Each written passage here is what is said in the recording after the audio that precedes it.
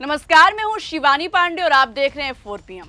दोस्तों, लग रहा है कि अंजना ओम कश्यप सुधरेंगी नहीं। ऑनलाइन टीचर्स को कौड़ी का बताने वाली अंजना ओम कश्यप को ईरान ने बेइज्जत कर दिया। ईरान ने अंजना की ऐसी फजीहत की कि मैडम दुनिया को अपना मुंह कैसे दिखाएंगी। क्यों?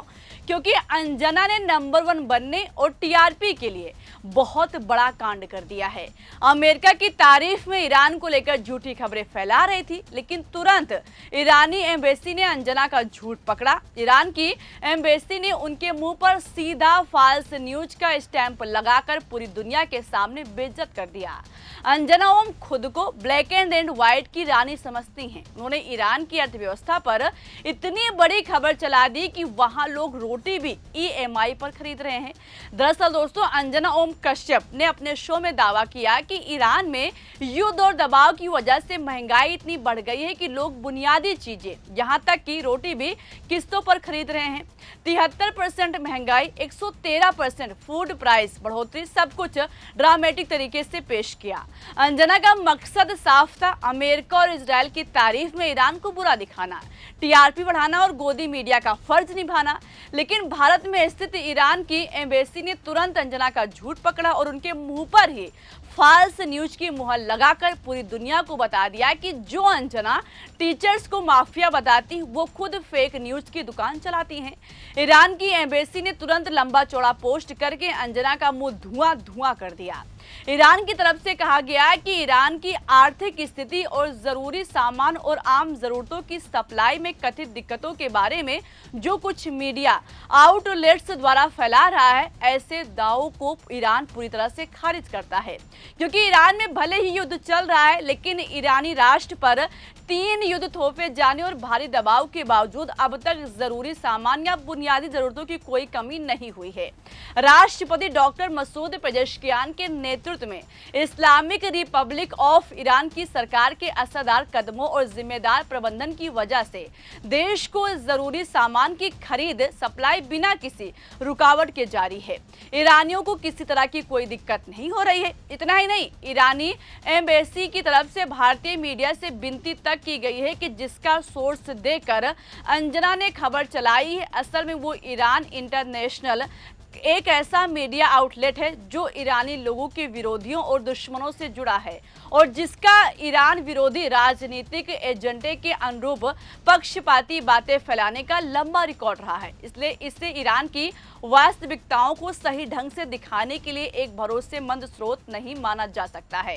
इसलिए इसके आधार पर आज तक या दूसरे चैनल को ईरान के खिलाफ खबरें नहीं बनानी चाहिए। इसके साथ ही ईरान ने अंजना के मुंह पर फॉल्स न्यूज का ठप्पा ठोक दिया और दुनिया को बता दिया कि आज तक टीआरपी की भूख में फेक न्यूज की फैक्ट्री चलाता है। एक बार नहीं बल्कि कई बार आज तक झूठ परोसते हुए पकड़ा गया है, लेकिन बार बार फजीहत होने के बावजूद गलत न्यूज चलाकर अपनी भद्द पिटवाता है। यही आज तक है जिसने पिछले साल नवंबर 2025 में अनवेरिफाइड खबर चला दी कि अभिनेता धर्मेंद्र का निधन हो गया, जबकि वो उस वक्त जिंदा थे। बाद में फैमिली की तरफ से खुद बताया गया कि खबर झूठी है। फिर मुंह धुआं होने के बाद चैनल ने माफी भी मांगी।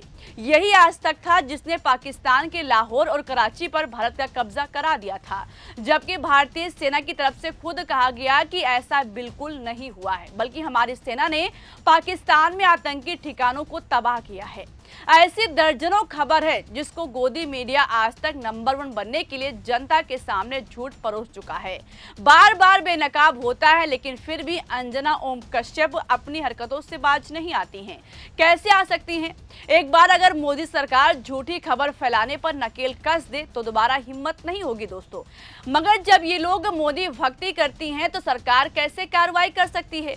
यही वजह है कि मैडम कभी अपने गिरेबान में नहीं झांकती हैं, बल्कि लाखों बच्चों को सरकारी पदों पर बैठाने वाले टीचर्स पर आरोपों की झड़ी लगा देती हैं, उनको माफिया बताती हैं, कौड़ी का बताती हैं, और जब वही टीचर्स उनको जवाब देते हैं, हम लोग बच्चों और टीचर्स की आवाज उठाते हैं, तो ऑनलाइन टीचर्स के साथ साथ 4 PM पर भी मानहानि का केस ठोक देती हैं।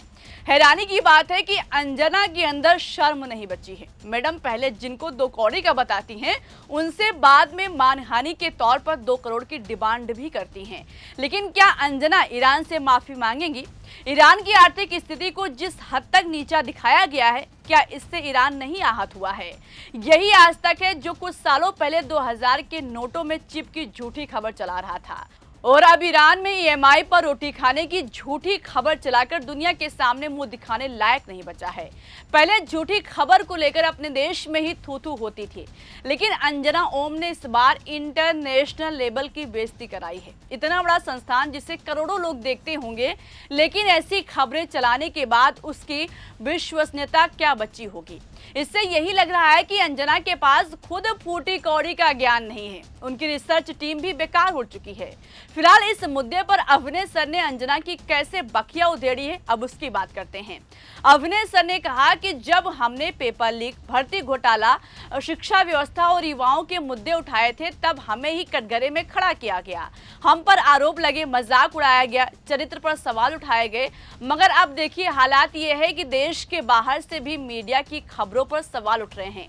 हमारी लड़ाई किसी चैनल, पत्रकार या व्यक्ति से नहीं थी, हमारी पूरी लड़ाई हमेशा सच्चाई के लिए थी। देश की छवि को नुकसान पहुंचाने के लिए मीडिया भी जिम्मेदार है, राष्ट्रीय हित का विषय है।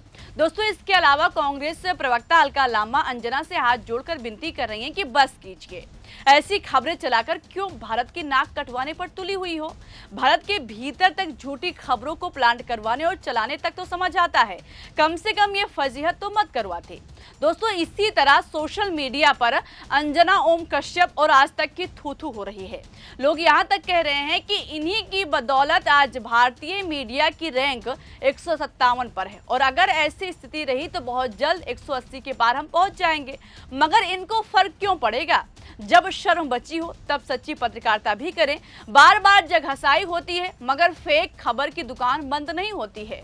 फिलहाल आप इस पर क्या कहेंगे? अंजना की इस करतूत पर आपकी क्या राय है? कमेंट में बताइएगा। अभी के लिए बस इतना ही। वीडियो को लाइक और शेयर कीजिएगा, ज्वाइन कीजिएगा। देखते रहिए 4PM। नमस्कार।